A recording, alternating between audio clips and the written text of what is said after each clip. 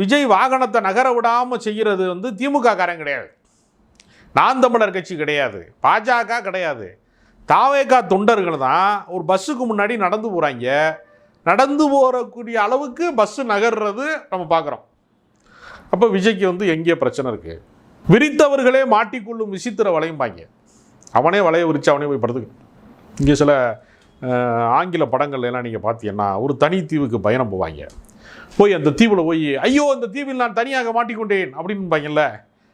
அது மாதிரி இவங்களே ஒன்றை ஏற்பாடு பண்ணி இவங்களே ஒரு தெருமுறுக்கு ஆளுகளை ரெடி பண்ணி வச்சுக்கிட்டு பார்த்தீங்களா எவ்வளோ கூட்டம் வந்துருச்சு பார்த்தீங்களா. இவங்களே சொல்கிறாங்க, தாவேகாலிருந்தே சொல்கிறாங்க மரத்து மேலே ஏறக்கூடாது. பாருங்கள், ஒரு உலகத்தில் வந்து மரத்து மேலே ஏறக்கூடாதுன்னு யாருக்கெல்லாம் சொல்லுவாங்க பாருங்கள். மனிதர்களுக்கு சொன்னது இதுதான் முதல் முறை. மரத்து மேலே ஏறக்கூடாது அப்படிங்கிறதுலாம் வந்து நீங்கள் குரங்கிலிருந்து மனிதன் தோன்றினான் என்பது வந்து ஒரு விஞ்ஞான கருத்தாக இருக்கிறது இன்றைக்கி வரைக்கும். அதில் பாதி பேர் மனிதனாகவே ஆகலை, அப்படியே நின்று போச்சு. அதுதான் வந்து இப்போ இந்த மாதிரியான ஆளுகளாக வர்றாங்க என்று நீங்கள் கிளையிலேருந்து குதிக்கிறது, இந்த மாதிரி சேட்டையெல்லாம் பண்ணுறது இருக்குல்ல, இதெல்லாம் வந்து ஒரு பொது வாழ்க்கைக்கான இலக்கணமாக மாறுமா?